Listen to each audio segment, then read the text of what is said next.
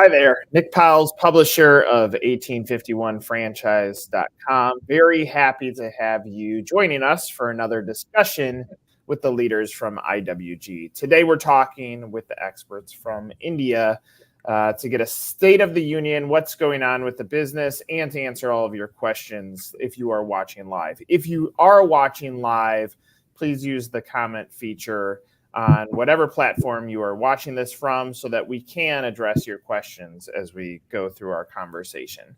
Harsh, I want to kick things off with you, and then Nishant, I'm going to go to you second. But Harsh, what are you seeing? What's the state of the business? Give us a general update of what's happening in India as it relates to IWG. Sure. Things are good, Nick. I can tell you that. I mean, we're ending the year at a high right now. And just to look at the bigger picture in terms of where the country is, we're in a pretty good position compared to the rest of the world. So that's driving a lot of the growth and a lot of demand. The economy is doing well, and it's trickling down to all sectors. We're seeing a lot of demand come in from our traditional sectors as well as new sectors, as well as new age companies. Whether they're gaming companies or other new age AI companies that are coming up. So we're seeing demand from just about everywhere. We are right now in 16 cities across India, and we have close to about 100 workspaces. So we have the largest network in India right now, and I think we are well placed to really drive this growth in 2024 and reach greater heights in terms of the business. So things are good after COVID. The world of work has changed, and I think it's advantage for the flex industry, and we are taking pole position in that. Harsh, one thing that I find fascinating, and I think as a benefit back to anybody who could be a potential partner to the business, is the longevity of folks like you that have been in the business for quite some time. Give me a sense of what was the momentum looking like going into COVID? Where were the expectations around flex space? And then COVID hits, and now what's on the other side of this from a demand standpoint, or what you were seeing from a pure business standpoint since you've been in the company so long? Sure, and it's been an interesting journey, Nick. I've been with the company for 10 years now, looking after India and South Asia.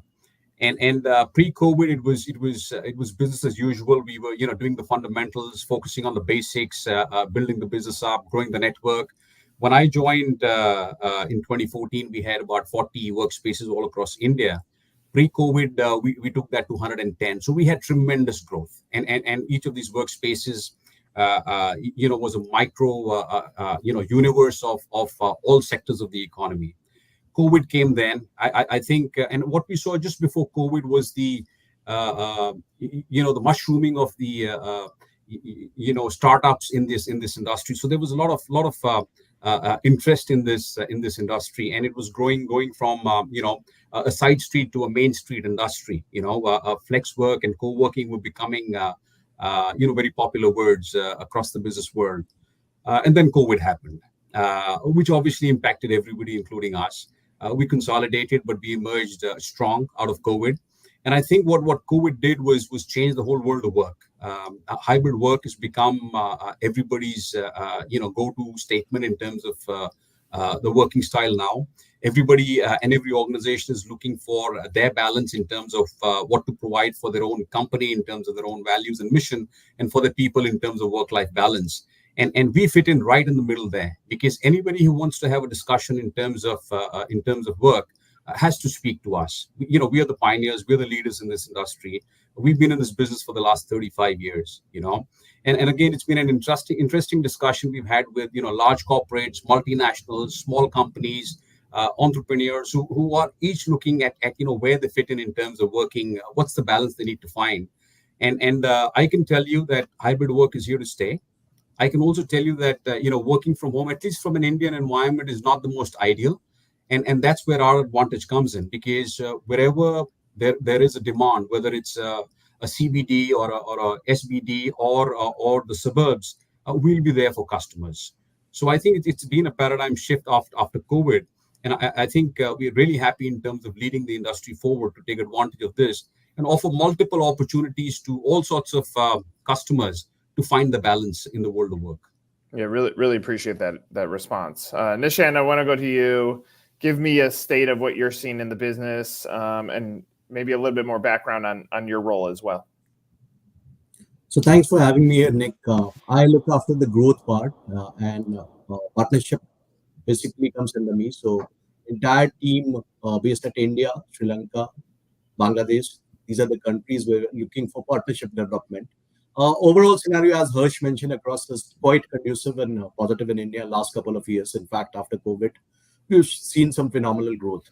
And the kind of a shift which has happened across is making the model much more conducive for everybody, whether it is the building owners who are signing up with us and the companies who are the client for us. So what has actually happened across is that nobody is going back to home. Most of the people are moving towards the office, but ours is the model which gives the midway between the two, which is not working from home and working from office, but closer to your residence.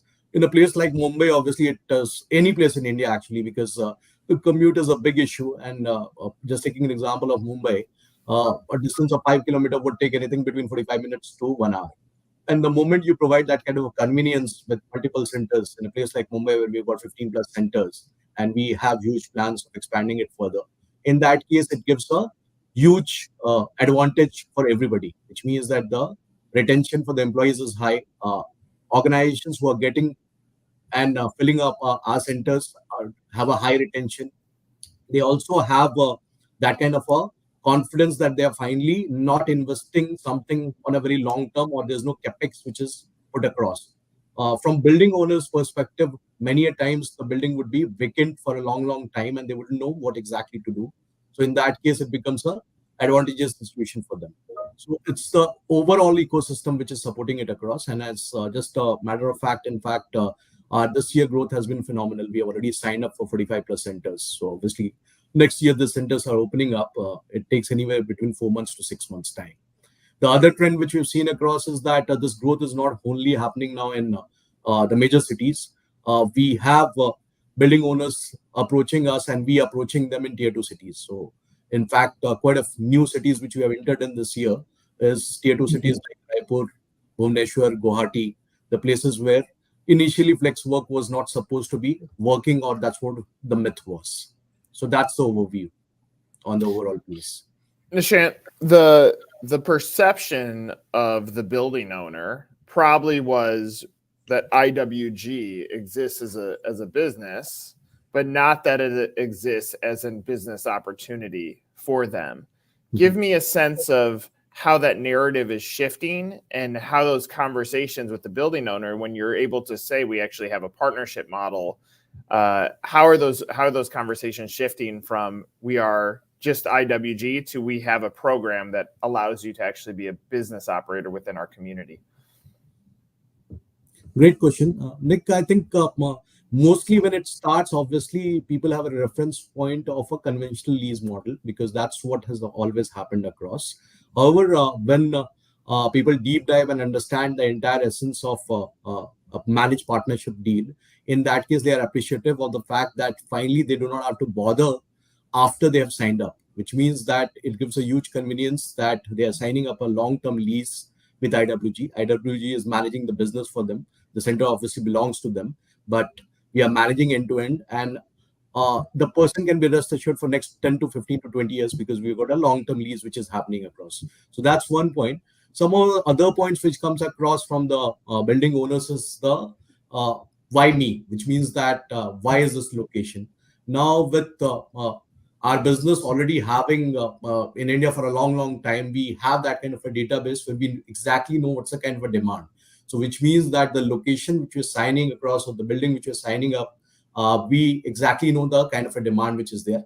And that's where we approach the building owners that we are confident that we'll be able to build that kind of occupancy in a stipulated time. And that's the kind of a projection which we give across based on the occupancy. Third point, which mostly building owner likes across, is that they do not have to get into the business. It's only a one-time activity where finally they sign up the deal and the entire fit out is done across. After that, we manage the business end to end. So it's basically a hassle-free business. Whatever they could have done best, they have already done it across, and then they leave it up to IWG to take it forward from there. Nishant, one more question to these building owners or potential partners. Mhm. I'll make it twofold.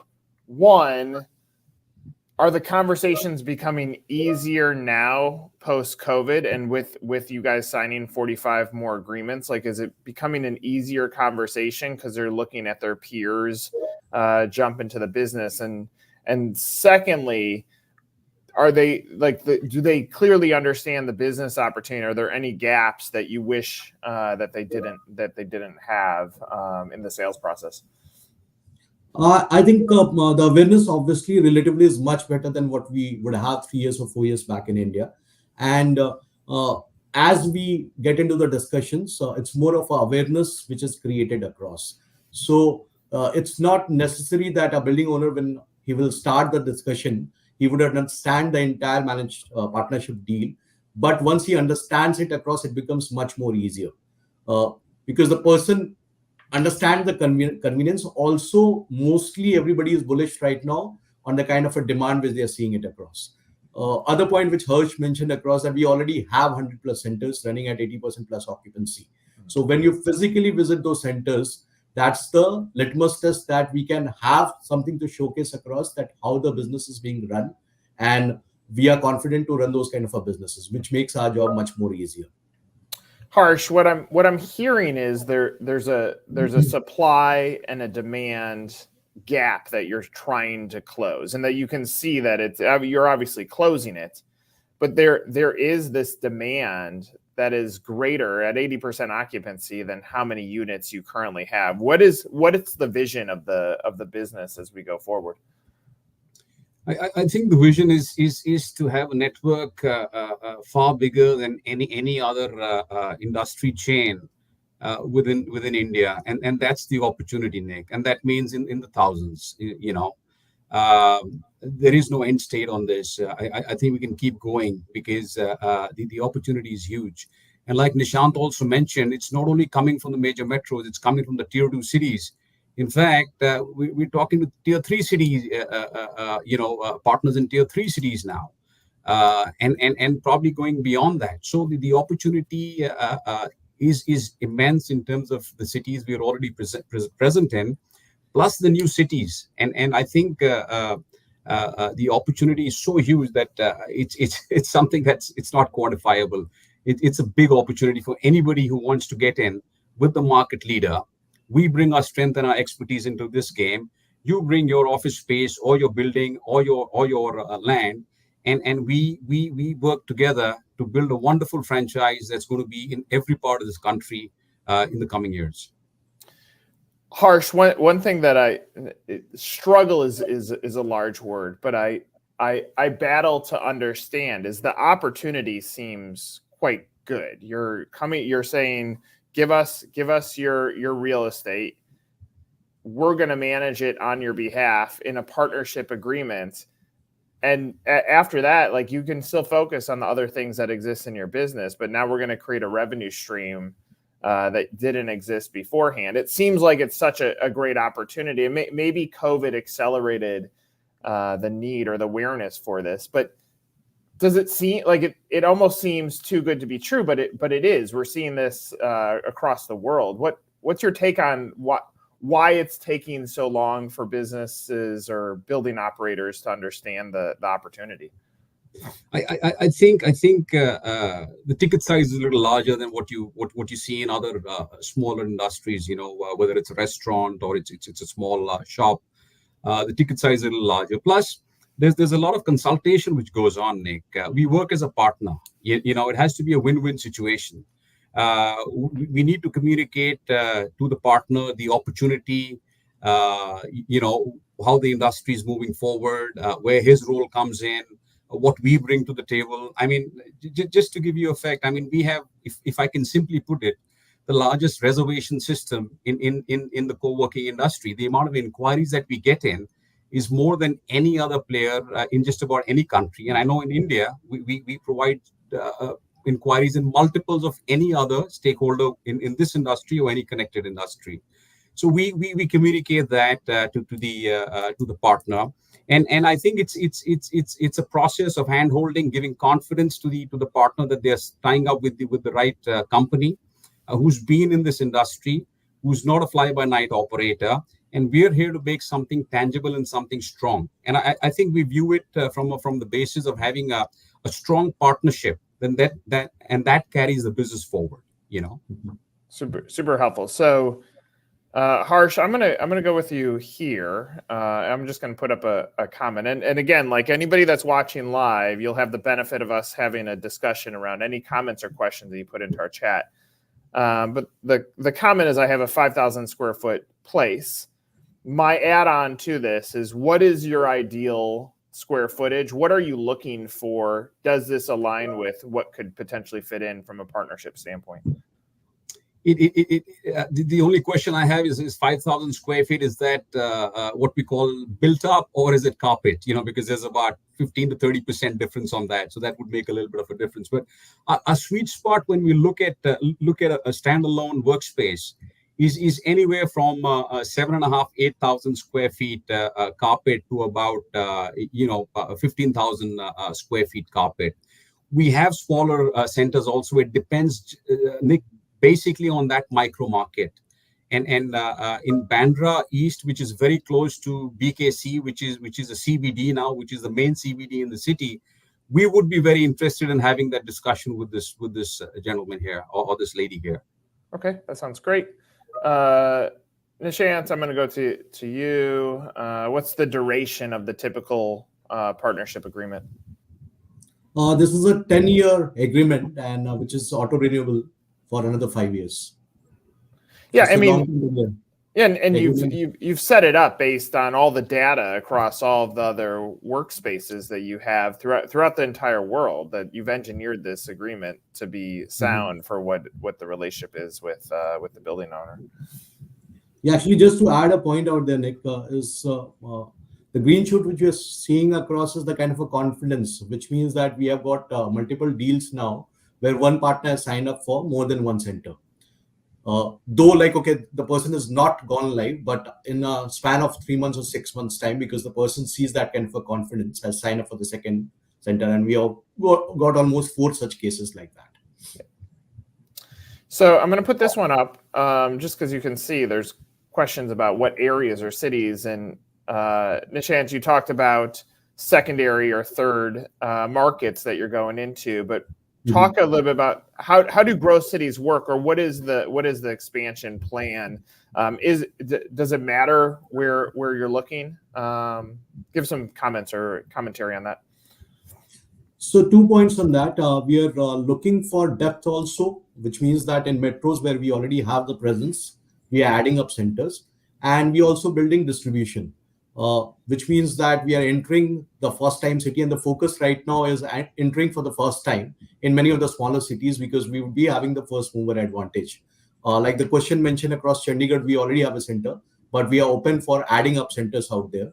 And any such places, talk about Patna, Raipur, we already have, Bhopal, any town which you think of which is on tier 2, tier 3, and we do not have a presence, we want to enter out there. So we are open for all such expansion. Okay. And just on that, Nick, while Nishant just mentioned Raipur, this is our newest center, just opened a month back, and I went there, and everybody who came to the workspace said this is the best office in the city, and this is a tier 2/tier 3 city, and this is the impact that we're coming with. It's tremendous. Well, Harsh, stay on that for a second. Because you've seen a lot over the last 10 years. How has the energy or the build out changed over the last 10 years? Tremendously. I mean, and if you look at the industry itself, it used to be called the business center industry, 30, 35 years back. Early 2000, it used to be called the serviced office, which is again a very conservative word. Then just before COVID, when all the startups came in, it started being, it became very fanciful to call it the co-working industry, and now it's called the flex industry. So it's changed in many ways. And along this journey, the design template has changed tremendously. In fact, the workspace that I opened today is very, very much different than the workspace I would have opened maybe just about a year ago. But not only in terms of design, color, aesthetics, but also in terms of layout, technology, flow of people, everything in terms of what we can do to make it much, much more effective and efficient. is what we're doing it, and then we're packaging it in such an aesthetic manner, which is just wonderful to see customers smile when they walk in on the when the office opens in the morning.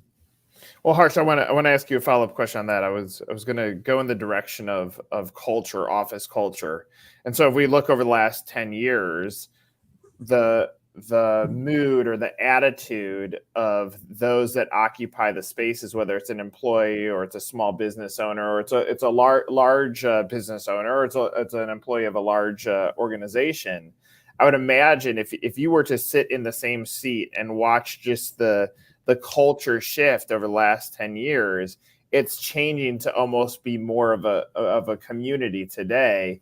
What have you seen from just the mood of the person that comes in there as a customer of IWG? You're right, Nick. The community feeling is really, really strong, and I think people always wanted to be part of that community, but that binding factor wasn't there. But when we came in, when you walk into any of our workspaces, it's got every industry there, every segment, every size of company there. And we provide the platform for them to come together. Whether it's Monday morning breakfast, it's Friday get together, it's some sort of talk or some sort of session we're doing in the lounge. People just love that, and that's the thing that we provide to people, whether they're in a large organization or a small organization or a single person. And that binding factor just doesn't help them in terms of culture, but also helps them in terms of business. For example, if somebody's looking for legal input, they can just get in touch with a lawyer who's 2 offices down. So it's culture, it's business, it's everything that makes fulfillment for them in terms of life, whether it's professional and sometimes even personal. Yeah, community has been more so outside of the 4 walls of the office. Obviously, there'd be community within your company, but you were really restricted to the intelligence that existed within the 4 walls of your company. And now there's a whole culture mix of everything. The example of you're able to walk down the hall and see a lawyer. That's a very fascinating thing that's happening as a shift in just what is the understanding of what now we call flex is, right? Yeah, and Nick, on the other side too, we have customers who want to have their the culture, their vision, their mission, and the branding within their offices. So they have an office within an office. So it's the best of both worlds. You can be as flex, as community as possible, and you can also retain your own entity and your own culture as you go along this journey with us. Love it.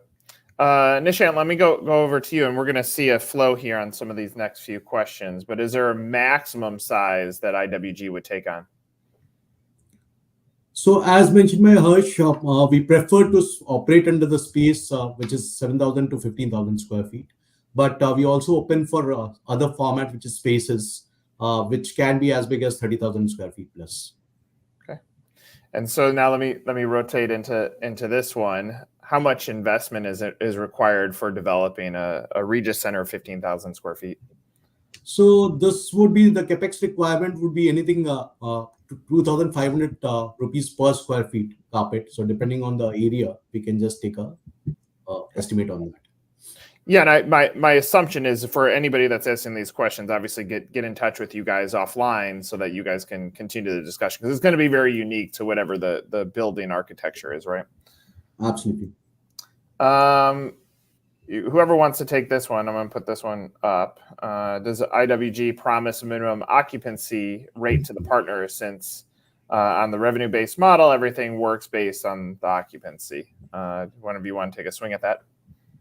Yeah, I can take that. I think what I want to say here, it's a business, and it's an opportunity. And again, we would love to promise a minimum occupancy.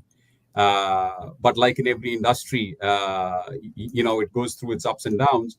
But what we bring to the table is that you're dealing with the leader in the industry, in fact, the pioneer in this industry, and the strongest person that you can get into in the flex space arena, and that's what we give.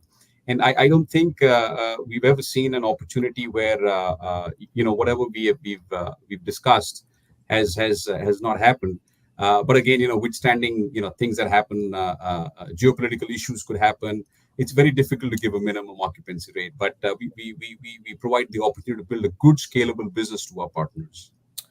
Yeah, I mean, obviously the brand speaks for itself. Like the brand Yeah. is sizable, and then obviously the scale that you've been able to realize by looking at the first 100 centers, you're able to have some sort of database that you're able to cross apply back to a partner. Let me put this one up again. Whoever wants to take a swing at it.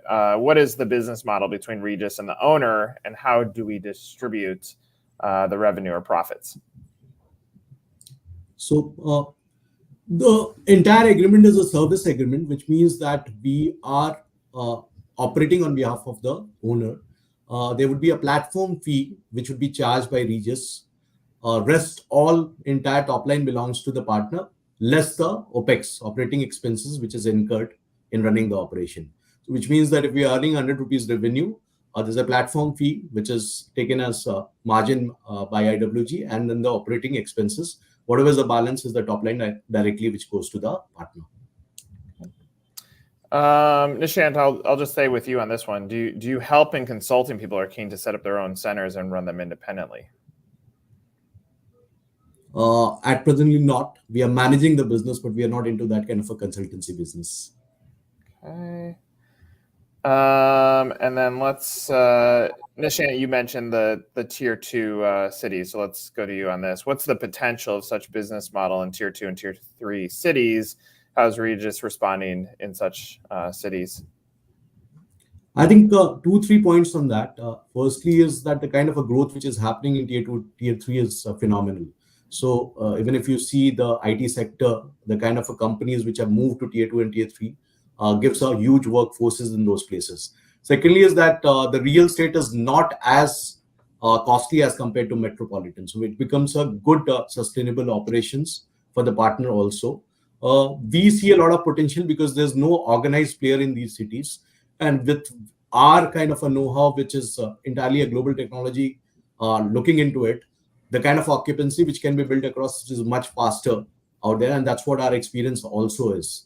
The moment you've got a demand and supply gap, in that case, you can fill up centers much faster as compared to places which is crowded by everybody, which is the case in India right now, that if you go to a metro, everybody is trying to take the same pie. But in these cities, we have a potential because there's nobody who's gone till that space. Okay. Harsh, let's go back over to you.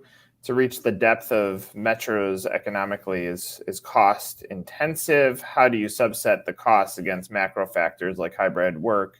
So I'm not really getting the question here. I assume, if I'm reading this question, I assume there's a cost to build out. How are you subsetting just the changes in co-working? But I would imagine that's because we've been around for such a long period of time. We know every type of economic situation that can potentially present itself. Yes, and obviously, I mean, if you're in a metro, the pricing obviously is commensurate with the pricing in that metro, and we price as per the market price.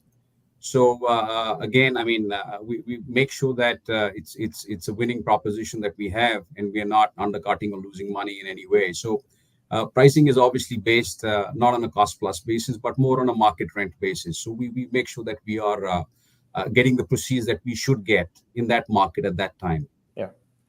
So Harsh, what I'm sensing, I mean, first of all, tremendous interaction from those that are watching live today, but there's quite large fascination with the business model. It seems like there's an energy of trying to understand what that business opportunity is. If you were to talk to someone's watching this either in real time or they're watching it in the future as a ghost, they're watching this on YouTube. What do you want the candidate to really know about this business opportunity, and in a very concise way, what's the why you, why now? Like, why should someone want to make this investment, and why should they make it now?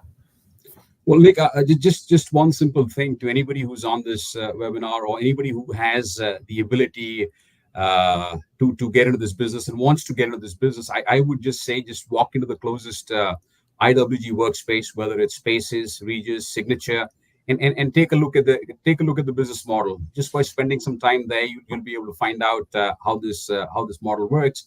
And then I think the next thing would be to connect with Nishant or with me, and we can answer all the nitty-gritty questions that person has, and then invite them and welcome them as a partner on this wonderful journey of ours.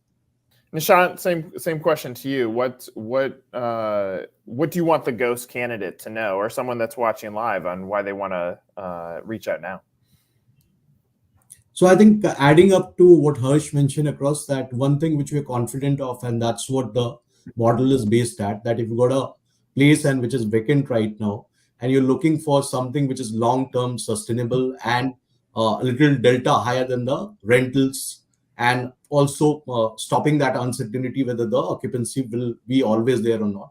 In that case, the model is really for that particular developer. It can be a standalone real estate building or a developer, either is the case, and we are okay for any kind of buildings, depending on the location and depending whether it fits into our strategy of creating that kind of having that kind of demand.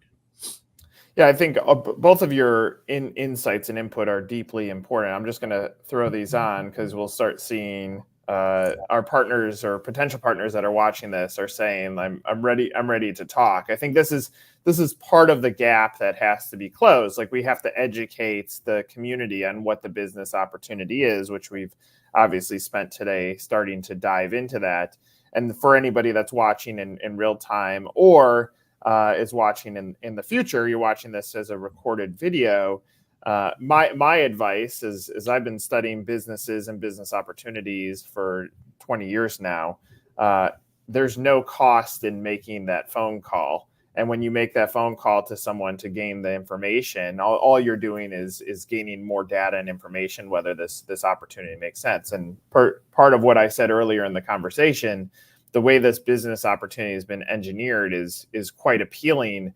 And then if you were to zoom out and look at the depth of IWG across the world, this is a global brand that has figured it out in so many different communities based on very, very varying populations.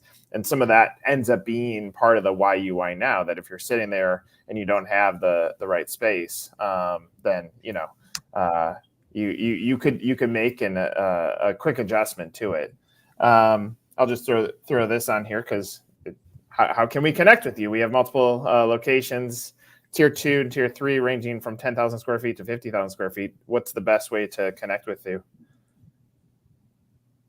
So anyways, this session, we will have the details of everybody. And otherwise, I can also drop my email ID. It can be sent across and we can connect with the person. Okay. So let's just go closing thoughts. 2024. Let's go, Harsh. You can start it. What's your expectations, closing thoughts, and how are you feeling about where things are headed? Feeling really good, Nick. We're closing the year well, so looking forward to a strong start in 2024. We have a lot of new workspaces coming up next year, so that's going to be really exciting. It's going to be very busy, and I think it's going to be really challenging for us as we really probably close to double our network towards the end of next year. So really looking forward to that. Great. Nishant, final closing thoughts? No, I think first is that obviously we've signed up a lot of centers this year, and those would be opening up next year, which gives us that kind of a strength that we are operating in all parts of India. And also we can showcase that for the new signups. We also look forward for doubling up our numbers in next 18 months, which means that if we are 100 plus right now, what we're looking for is 200 plus centers when we exit 2024 December. And obviously the kind of exuberance shown by everybody right now and the queries coming in gives us the confidence that obviously the model has that kind of interest in the market, and we are happy to serve everybody who would like to collaborate with us. Love it. Well, look, this has been a wonderful conversation, obviously very lively audience, excited about the opportunity, and we're going to see this continue to build. So thank you to the two of you for spending some time with us and having this discussion about what the opportunity looks like. Great. Thank you. Thank you, Nick. Thank you, everybody. Thanks a lot, Nick. Thanks, everyone. For Harsh and Nishant, I'm Nick Powles. Thank you for watching this episode of Meet IWG. Obviously, you can find more information on the website. Again, thank you to everybody for spending some time with us and learning more about what the opportunity is. Take care.